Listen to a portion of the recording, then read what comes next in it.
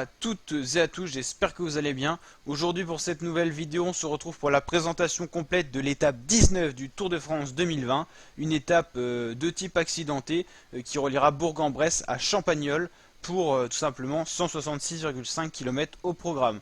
On aura lors de cette étape deux animations, la côte de Château-Chalon 4 km 3 à 4,7% de moyenne qui attribuera un point pour le classement des grimpeurs en quatrième catégorie et le sprint intermédiaire qui interviendra à Mournan dans la dernière partie de course. Une étape qui est pas si plate que ça, c'est pour ça qu'elle n'est pas forcément donnée pour les sprinteurs, mais en tout cas des sprinteurs qui passent bien les bosses et qui pourraient se retrouver dans un petit peloton pour jouer un sprint peuvent être à la fête dans cette étape tout simplement.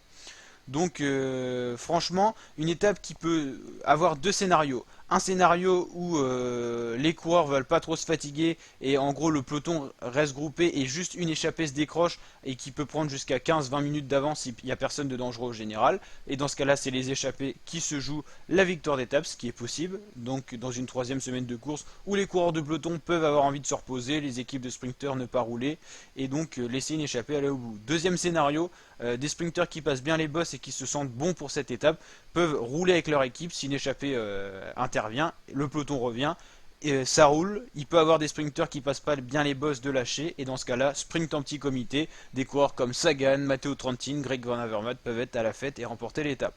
Donc voilà les deux scénarios. Donc pour cette étape je donnerai en favori Peter Sagan, Greg Van Avermaet et au cas où une échappée aille au bout, un petit nom comme ça de baroudeur qui peut tout le temps, qui peut justement gagner l'étape.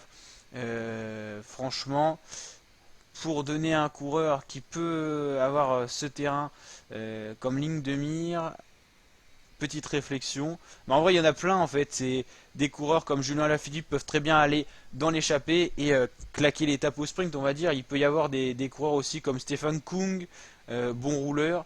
Donc voilà des noms que je pourrais donner. Je peux pas en donner qu'un parce qu'en fait il y en a plein. Mais voilà, c'est comme ça. Donc n'hésitez pas vous à mettre votre pronostic en commentaire, likez la vidéo si elle vous a plu et vous abonner à ma chaîne YouTube pour d'autres vidéos de ce genre. Allez, ciao mes fratés, à très bientôt pour de nouvelles vidéos.